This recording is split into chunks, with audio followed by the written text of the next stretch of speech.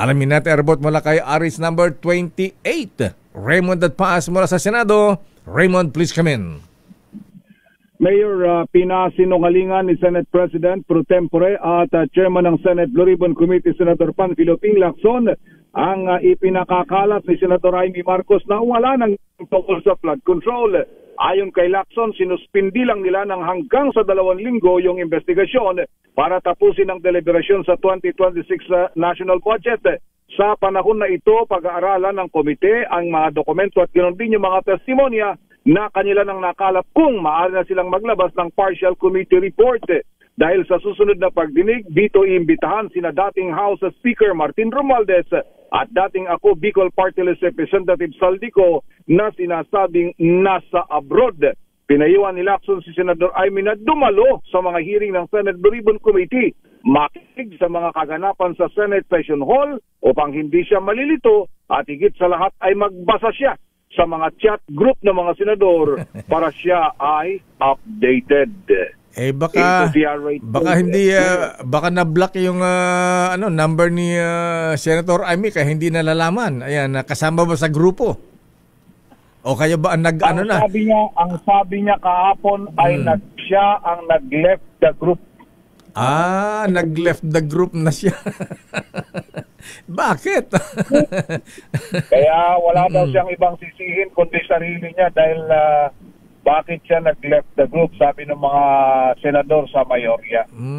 May mga group chat din pala ang mga senador, Ano yan? Viber, siyempre, ha? Messenger ba yan? Meron daw, Mayor, at nagkaka-updatean sila doon.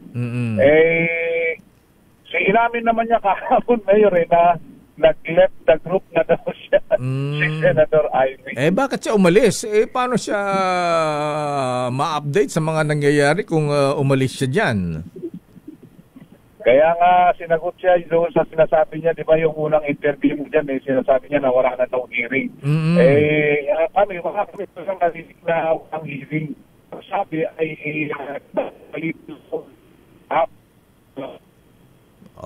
abay, alam mo, Raymond, in fairness kay Senator Ping Lacson, dapat huwag tantanan ito dahil habang tumatagal, abay dumadami pa, Raymond, ang mga natutuklasang scam ng mga flood control at mga substandard na mga government projects ng DPWH. Hindi lamang sa flood control, pati mga building, mga tulay. Ayan na.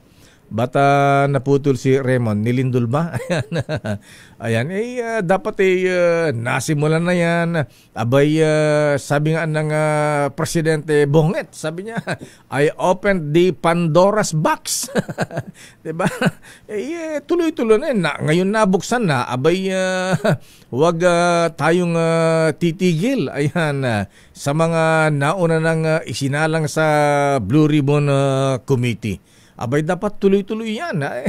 Suyurin na natin, lubos-lubusin na natin. Kaya kung meron bang ICI na, abay, tuloy ang trabaho ng Blue Ribbon Committee. Ayan, Raymond, ayan, naputol ka. Ayan, Mayor, at sabi nga si Senator Ping kung siya ang tatanungin, pwede na siyang maglabas ng committee report dahil nga nakita na nila yung mga dapat baguhin na batas. Sa problema, yung mismong mga kasamahan niya, ang daming gustong paharapin. Kaya hindi rin dapat lang na ituloy pa rin itong hearing nito ang siste at saka ang dami din lumalabas pa na bagong impormasyon na kailangan nilang likumin lahat at iniisip nila na pagbalik nila ng hearing ay para mabilisan ng matapos ito, Mayor. Ayan, tama yan, Raymond. Kasi Bulacan, Central Luzon pala itong mga nababanggit. Dyan sa Bicol, Talamak din. Ayan, pati pala dyan sa Visayas at Mindanao. Baka dyan sa Visayas at Mindanao, mas malalaki pa.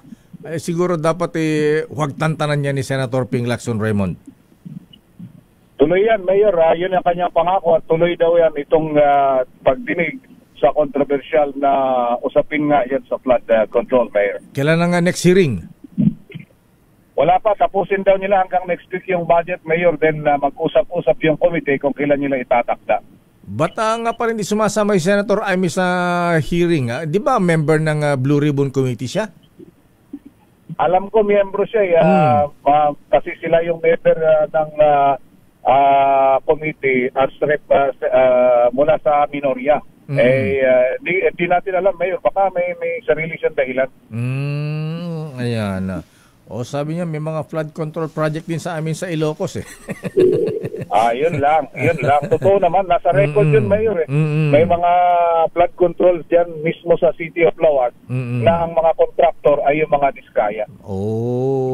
Ayan. At siyempre, sino bang congressman dyan? Of course, ang presidential son, Congressman Apo Diputado Sandro Marcos. At doon sa 1st District, sino nga bang congressman doon? Fariñas ba o Barba? Ayan. 1st District pala si Sandro Marcos. 2nd District ay si Congressman Barba. Yan. Tapos ang governor, sila din. So, ayan. Anak ni Manang Amy, si Matthew Marcos Manoto. Ayan.